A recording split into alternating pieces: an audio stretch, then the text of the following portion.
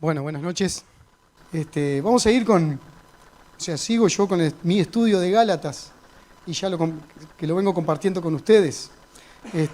Si se acuerdan, el resumen anterior de lo anterior que hemos visto, en el capítulo 1 vimos la introducción, el problema que Pablo había detectado en los creyentes de Galacia.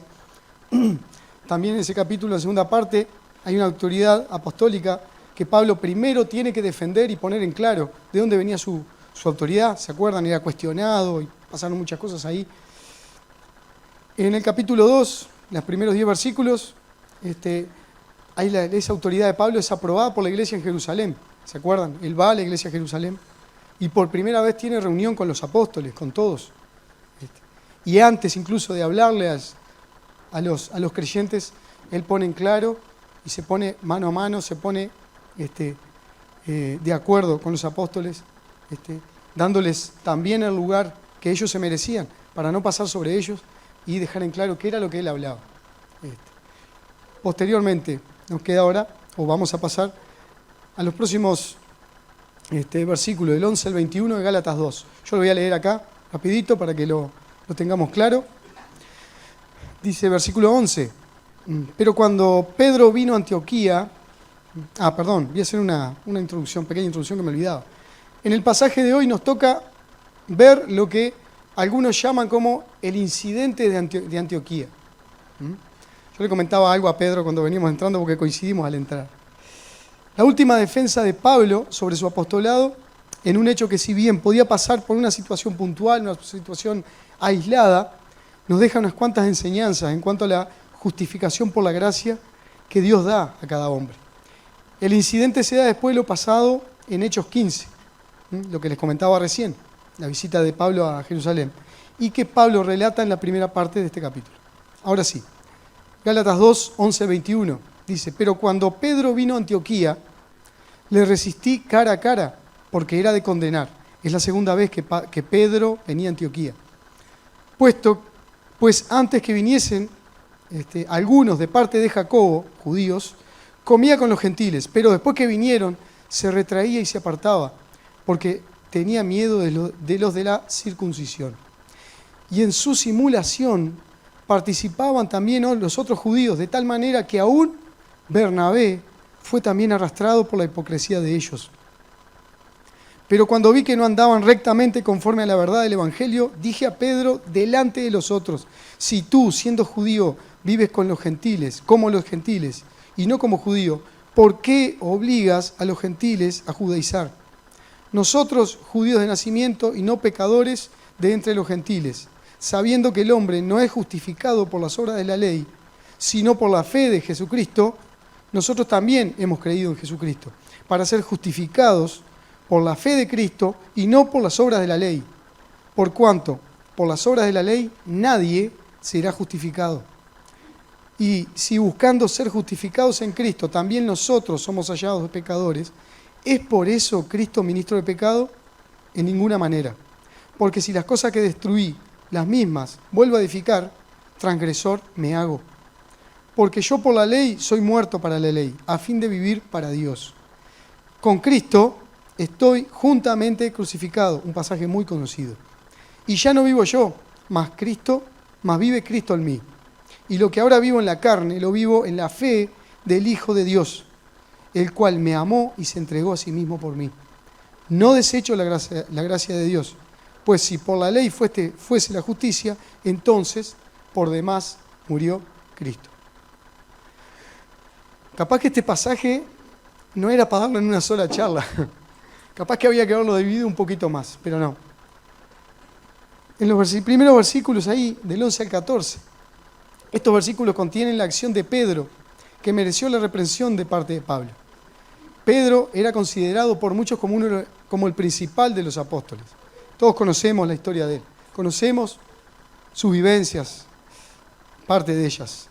Mi intención no es criticarlo ni juzgar la actitud de Pedro, sino sacar algunas enseñanzas de este hecho que Pablo tuvo que reprender.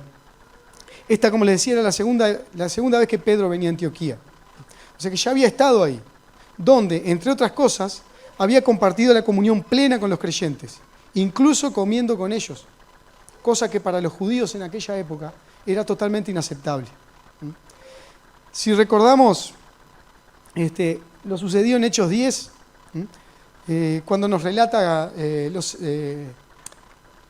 aquello del centurión Cornelio, ¿se acuerdan? Cornelio, un hombre bueno, a la vista del mundo, de buenas acciones, piadoso, que sus hechos y sus acciones llegan delante de Dios. Entonces, resumiendo, el Señor en visión le hace que manda a buscar a Pedro y lo traiga a su casa. Eran muy buenas las obras que él hacía, las limosnas, era piadoso, era recto, era querido, pero había algo que le faltaba a ese hombre. Va muy relacionado con lo que va con la salvación por gracia. Lo manda a buscar a Pedro para traerlo a su casa. En eso también tenemos el hecho cuando Pedro, ¿se acuerdan? La visión de Pedro del manto aquel que cae con animales y el Señor le dice, levántate, mata y come. Pero en ese manto resulta que había todo tipo de animales. Y sabemos la lista que los judíos tenían de animales puros, animales inmundos, aquellos que no podían comer. Y él le dice al Señor, Señor, nunca nada inmundo entró a mi boca. Y el Señor le dice, no llames inmundo a aquello que yo he limpiado. Es una gran enseñanza para Pedro. Ahí Pedro aprende que no puede llamar inmundo a nadie. Llevado a las personas, el Señor no hacía ni hace acepción de personas. La salvación es para todos por igual. Pedro es preparado por el Señor mismo antes de que estos hombres llegaran a su casa. Este hombre Cornelio era de Cesarea, olvidé decirlo. Lo manda a buscar, llegan a su casa, también le dice el Señor que vaya con ellos. Él va a la casa de Cornelio, entra a la casa de un gentil. Cornelio había convidado a sus parientes, a sus amigos. Pedro les predica el Evangelio y se convierte.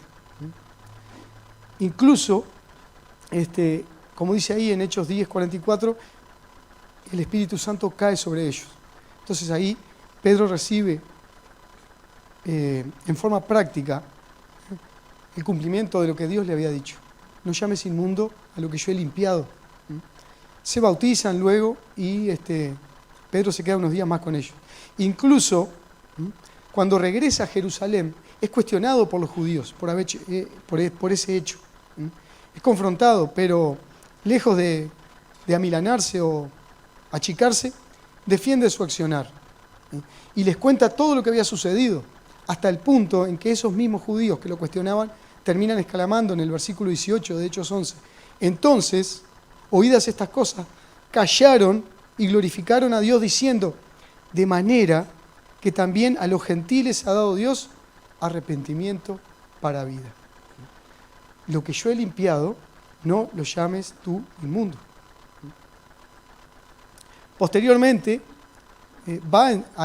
posteriormente a todo eso, va en su primer viaje a Antioquía y disfruta plenamente Pedro con los con los creyentes de Antioquía, gentiles. Come con ellos, tiene comunión. Pero, increíblemente, a pesar de todo lo que hemos compartido en este caso, y lo que vimos en las líneas anteriores, Pedro comete un hecho digno de reprensión y obviamente Pablo no lo puede dejar pasar. En su segunda visita a Antioquía, coincide con un grupo de creyentes judíos que decían ir de parte de Jacobo, cosa que este mismo Jacobo, según dice en Hechos 15:24, lo niega. O sea, no está bien determinado qué fueron a hacer esos judíos ahí. Tampoco es lo que nos motiva hoy. Había tres detalles. Pedro, en esta vez, lamentablemente, no actúa de la misma manera que su primera visita a Antioquía. Se retrae, no comparte con los gentiles, con los creyentes gentiles, y se junta solamente con este grupo de judíos. Hay tres detalles a tener en cuenta. Nadie obligaba a los judíos a mezclarse con los demás. Si ellos, para mantener quizá alguna tradición, lo hacían solos, nadie les cuestionaba eso. Tampoco Pedro cometía ningún error doctrinal al comer con ellos, pues tenía claro que la fe en Jesús era para toda persona independientemente de su origen, de su nacionalidad. Y tampoco, aparte de todo, al haber ya tenido comunión y comido anteriormente con los gentiles, daba a entender que esa práctica era legítima. El Señor mismo se lo había mostrado. Por la misma razón que en el punto anterior.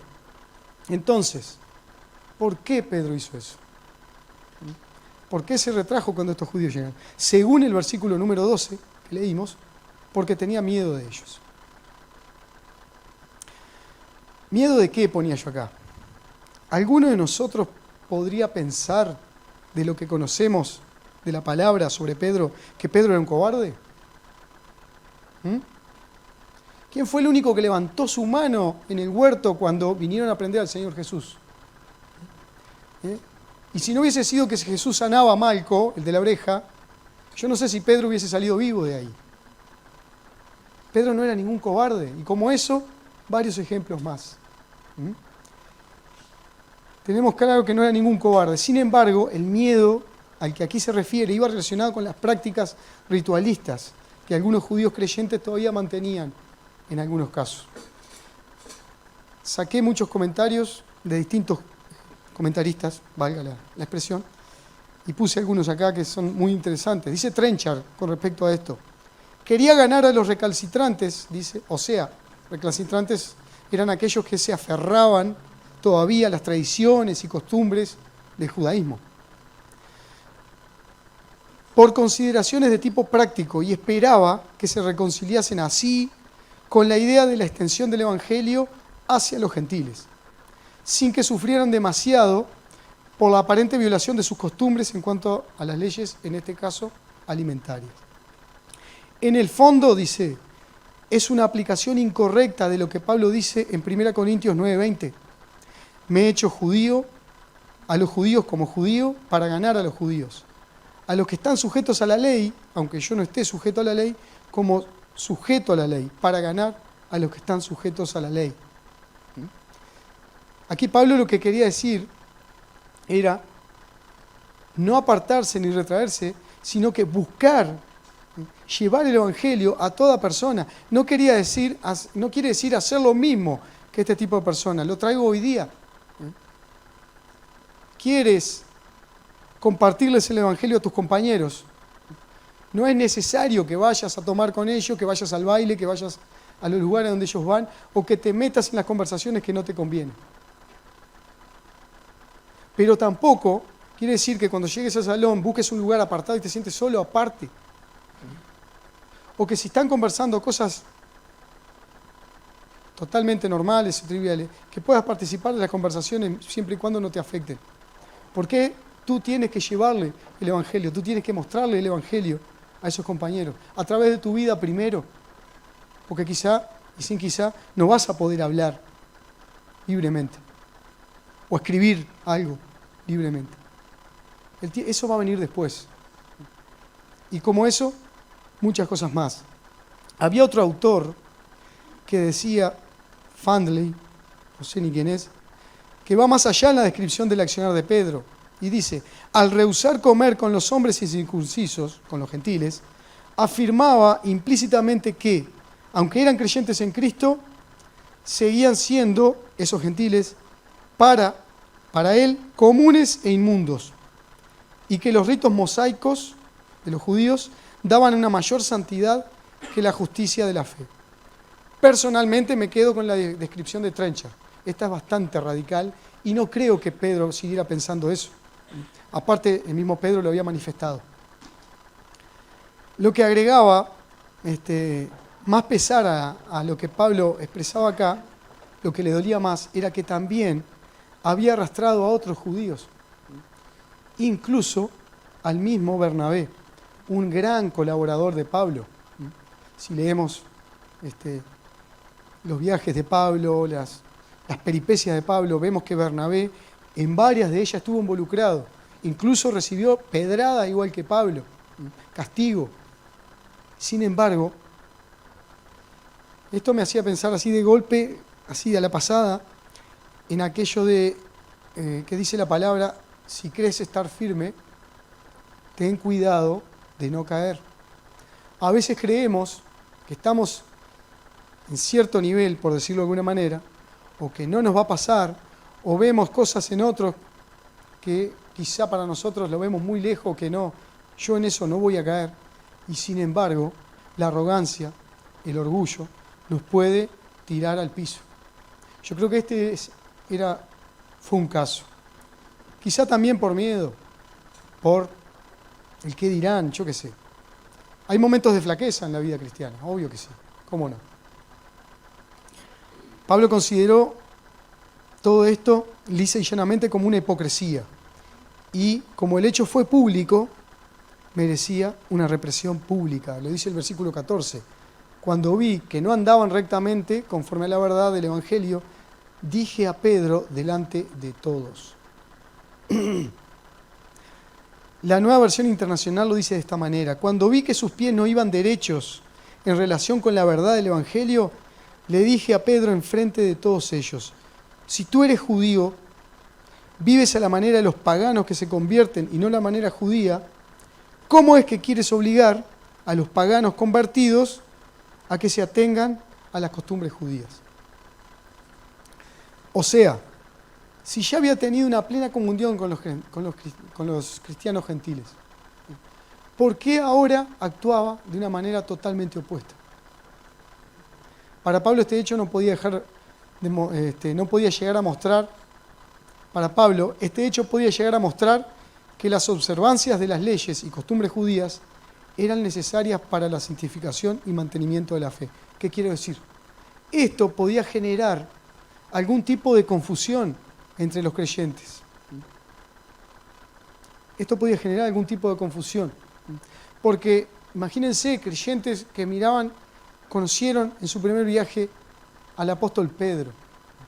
A Pedro tenían ahí, compartiendo con ellos. Imagínense qué influencia podía tener ahora su actitud en este segundo viaje, esta segunda visita. Podía generar algún tipo de confusión. ¿Cómo no? Era un golpe directo, ponía yo acá, contra el Evangelio y contra la salvación por gracia, por medio de la fe. Y obviamente Pablo no lo iba a dejar pasar. No podía dejarlo pasar. Versículos 15 y 16 dice, nosotros judíos de nacimiento y no pecadores de entre los gentiles, sabiendo que el hombre no es justificado por las obras de la ley, sino por la fe en Jesucristo, nosotros también hemos creído en Jesucristo, para ser justificados por la fe en Cristo y no por las obras de la ley, por cuanto por las obras de la ley nadie será justificado. Me gusta lo que dice William MacDonald sobre este mismo versículo, no está Bell hoy, que es el hincha número 1 de McDonald's. Pablo, dice McDonald, parece emplear una ironía aquí. ¿Vieron ahí cuando dice, no somos judíos de nacimiento y no pecadores entre los gentiles? ¿No somos los mejores nosotros acaso? ¿No somos los que eligió Dios? Es como una ironía, dice Pablo parece emplear una ironía aquí. ¿No revela la conducta de Pedro un resto de la convicción de superioridad de los judíos y de la menospreciable condición de los gentiles? Pedro debía haber mostrado más conocimiento, porque Dios ya le había enseñado, antes de la conversión de Cornelio, a no llamar a nadie común o inmundo. Acá Pablo le está diciendo, ¿tú ya no sabías esto? ¿Ya no sabías ya no te había enseñado Dios esto? ¿Por qué ahora te apartas? ¿Por qué haces diferencia? Acá en el hecho se nos habla simplemente que Pedro se retraía y no comía con ellos. Quizá hubieron más cosas ahí. No lo sabemos.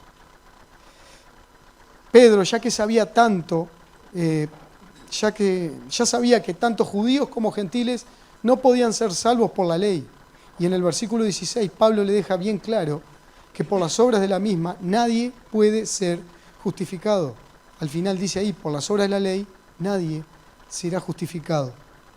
El hecho de que alguien no cumpliera a la perfección con la ley lo condenaba a la muerte. Y eso cargaba condenación sobre todos, porque nadie podía cumplirlo. La ley fue puesta por Dios para decirle al hombre lo que debía hacer, pero no les daba el poder para hacerlo. Parece una contradicción, pero no. ¿Por qué? Porque la ley fue dada para revelar el pecado y no para ser salvadora. La ley de Dios dio la ley para mostrarle al hombre cuán pecador era y cómo necesitaba de Dios para ser justificado. Si leemos todo el Antiguo Testamento y vemos el derrotero del pueblo de Dios, cuando tenía que venir siempre con su animalito inocente, presentarse delante del sacerdote, verter sangre inocente por sus pecados. Y como dice acá, nadie, absolutamente nadie, podía cumplir a la perfección con la ley. Todos estaban condenados. No había vuelta, todos estábamos condenados. La única forma de justificación era y es por la fe, sin las obras de la ley, en la obra de Cristo en la cruz. Dice Romanos 3:28, decían ahí, concluimos pues que el hombre es justificado por fe sin las obras de la ley. Este era el gran kit de la cuestión que Pablo no podía dejar pasar. No podía quedar dudas que no había que hacer nada extra aparte de lo que Cristo había hecho en la obra en la cruz. No podemos hacer nada para ganar esa salvación y no podemos hacer nada para sumarle después que somos salvos. ¿A qué me refiero? Ayer en el curso de hombres acá hablábamos de esa santificación progresiva que tenemos. Delante de Dios, posicionalmente somos santos. Él ya nos ve santos, porque Cristo tomó todos nuestros pecados y los tiró al fondo del mar. Los tiró y se olvidó de ellos. Los quitó. Pero hay una santificación diaria que nosotros tenemos que tratar de lograr, y es en dependencia con el Señor. No tenemos que ganar esa salvación. No tenemos que ganarla cada día, porque Cristo ya la ganó una vez y para siempre en la cruz del Calvario. Lo que sí nosotros tenemos que cada día depender del Señor para tener nuestra vida santa delante del Señor. Más adelante ahora vamos a ver cómo continúa la vida del creyente después que nos convertimos.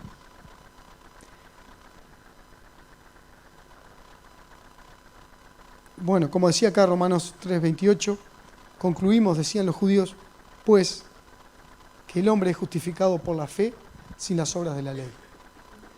Conocemos mucha gente que trata cada día de ser agradable, de ganarse su salvación, de ganar algo de Dios, de ganar el favor de Dios. Y esa gente está perdida. Esa gente está perdida. Si alguna vez lo hicimos, estábamos perdidos. ¿Por qué? Porque no podemos hacer nada para ganar esa salvación. Es regalo de Dios. Es regalo de Dios. Los versículos 17 al 19 dice, buscando ser justificados en Cristo, también nosotros somos hallados pecadores. Por eso, ¿es por eso Cristo ministro de pecado? En ninguna manera, dice el versículo 17. Pablo confronta a Pedro con el hecho de que ambos, junto a los demás judíos que han aceptado la justificación de Cristo, ¿por qué, si ya saben que la ley nos salva, apegarse nuevamente a las prácticas de la misma? Nuevamente, si ya sabes que no te sirve para nada, ¿por qué lo vuelves a hacer? Si lo traemos a nosotros, ¿por qué, si ya sabemos cuando hacemos tal o cual cosa o tomamos tal o cual decisión lejos del Señor y sabemos lo que nos va a pasar, ¿por qué lo vuelvo a hacer? ¿Por qué lo vuelvo a hacer?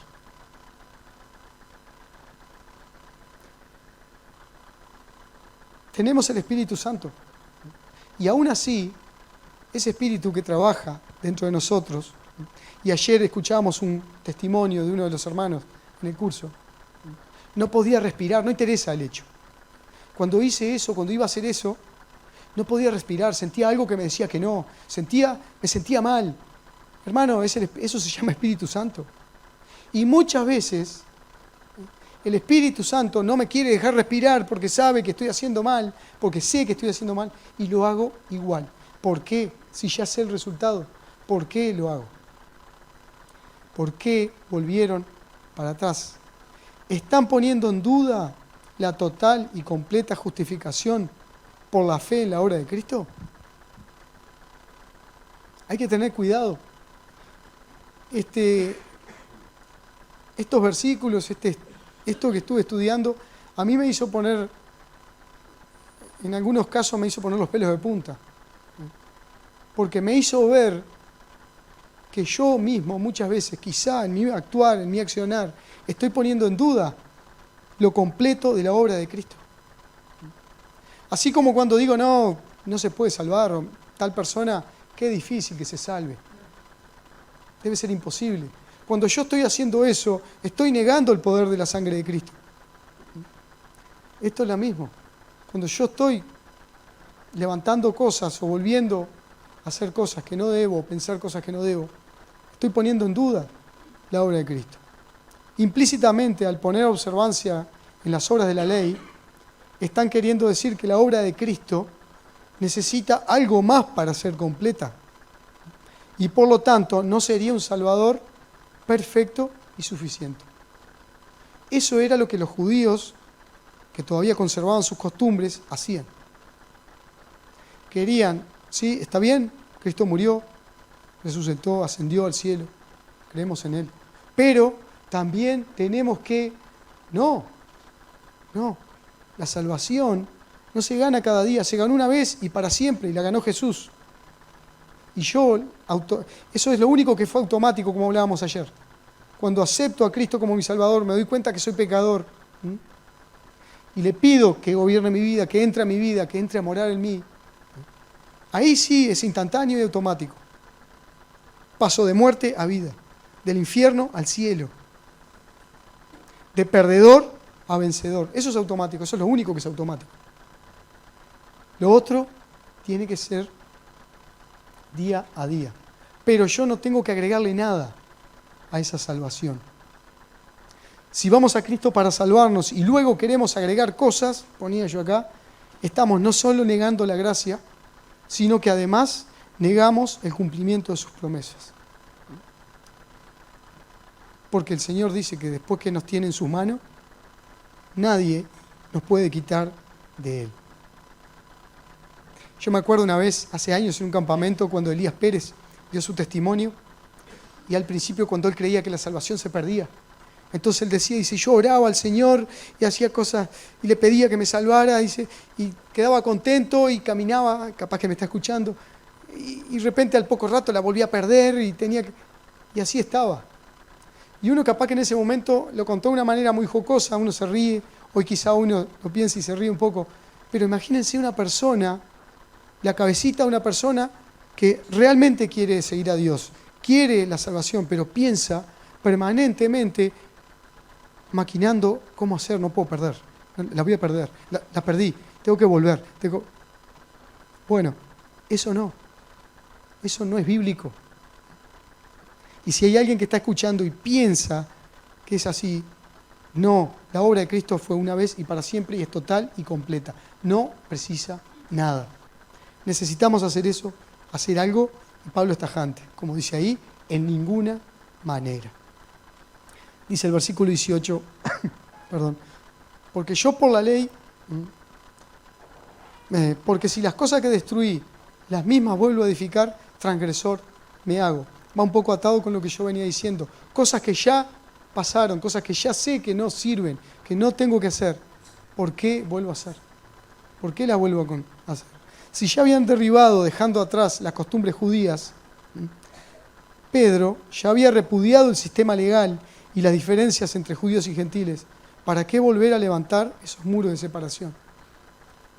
De esta manera, Pedro se hacía transgresor, como decía ahí, porque esto era más grave de lo que suponía, porque hacía que fuera sin sentido predicar la salvación por fe solamente.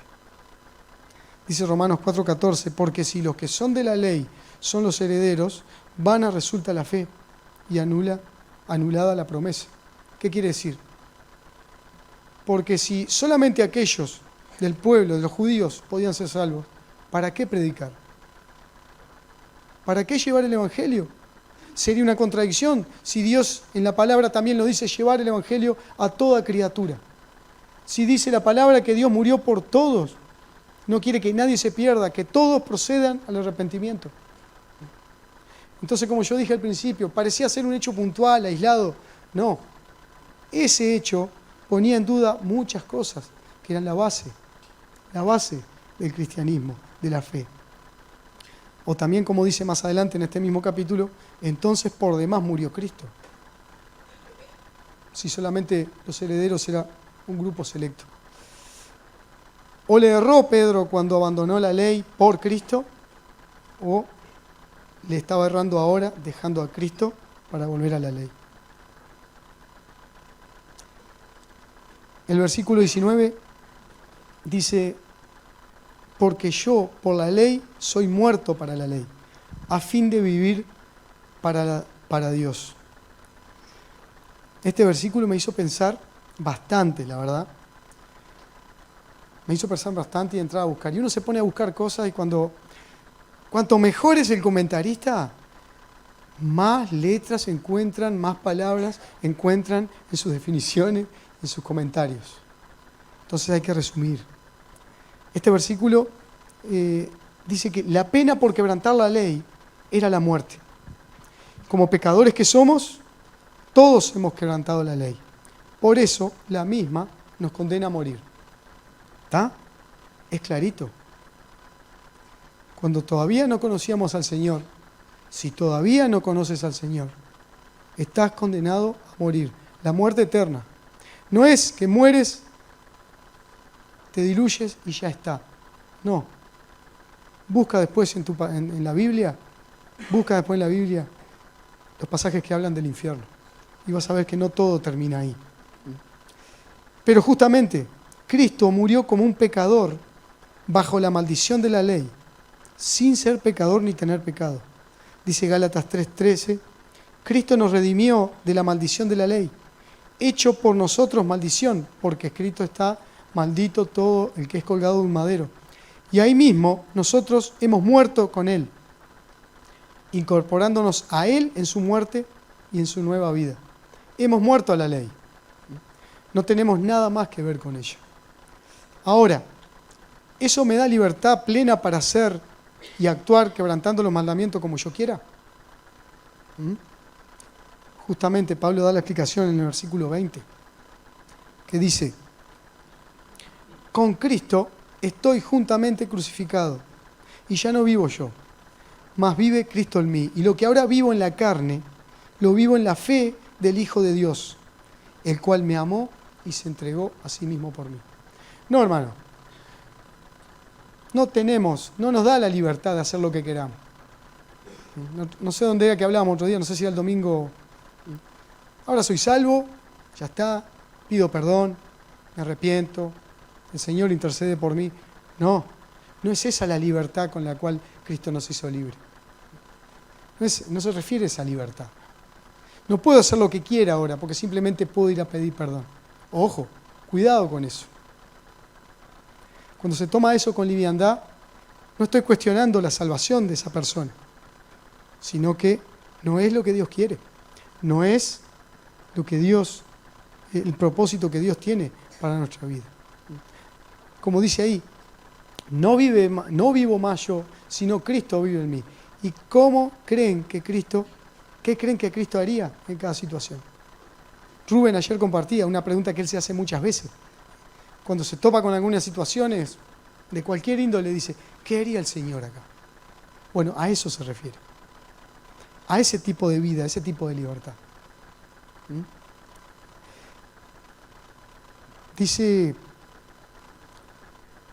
la Nueva Versión Internacional de este mismo versículo, que también lo quiero leer.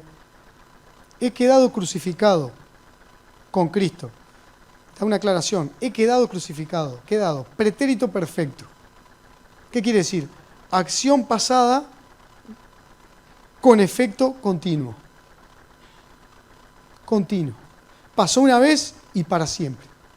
Chao. He quedado crucificado con Cristo.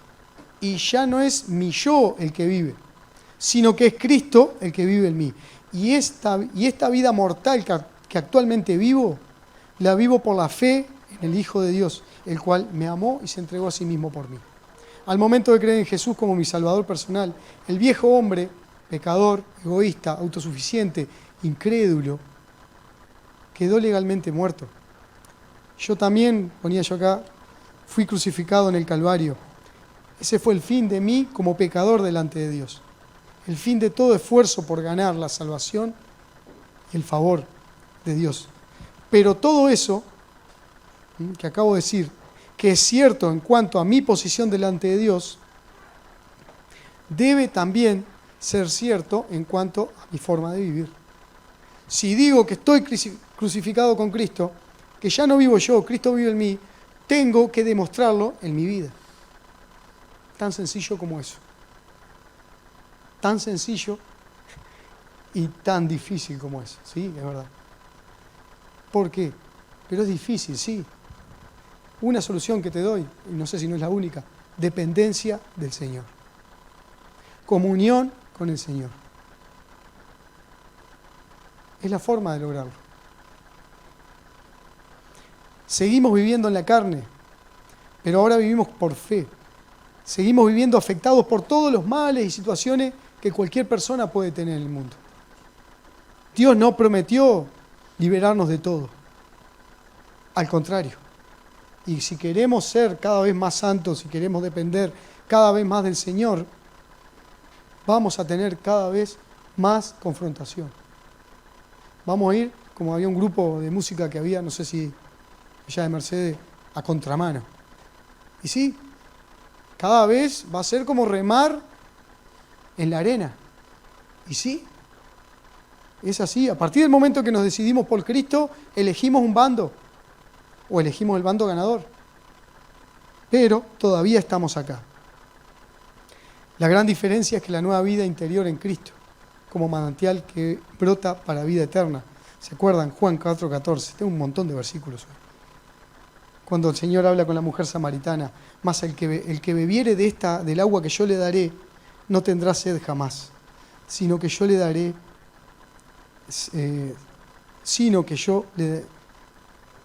el agua que yo le daré, será en él una fuente de agua que salte para vida eterna. Seguimos teniendo nuestro carácter, nuestra personalidad, nuestra forma de ser, pero eso no es excusa para decir, yo soy así, que me banquen así. Es un tema para hablarlo en otro momento. Para mí, Cristo no murió para que yo viviera como a mí se me antoja y a mi gusto. No murió y no murió y resucitó para que yo hiciera eso. Lo hizo para que desde el momento en creer en adelante, Él viviera su vida en mí. O sea que lo que vivo ahora en el cuerpo, en la tierra, lo vivo en la fe en Cristo. No por temor al castigo, sino por amor al Señor. No es por temor a un castigo o al que me pase. O no trato de zafar o no pecar por el temor que me va a pasar después. Si yo peco voy a tener consecuencias, eso es redondo. Más grande, más chica, más duradera, a veces sin arreglo. Dice MacDonald también, así la regla de la vida del creyente es Cristo y no la ley. No es cuestión de esforzarse, sino de confiar. Vive una vida santa, no por temor al castigo, sino por amor al Hijo de Dios, el cual le amó y se entregó a sí mismo por él. Hay algo interesante en esto, ya me queda un poquito nomás, hay algo interesante en esto último, y que no quería dejar pasar. Es el orden de los verbos que usa Pablo, que coincide con otros pasajes de las Escrituras. Juan 3, elegí dos al azar. Juan 3:16. Porque de tal manera amó Dios al mundo que ha dado a su Hijo unigénito para que todo aquel que en él cree no se pierda, mas tenga vida eterna. Y hay otro pasaje más en Efesios 5:25, cuando habla a los esposos. Maridos, amad a vuestras mujeres, así como Cristo amó a la iglesia y se entregó a sí mismo por ella. ¿Cuál es el orden? Amó y se entregó.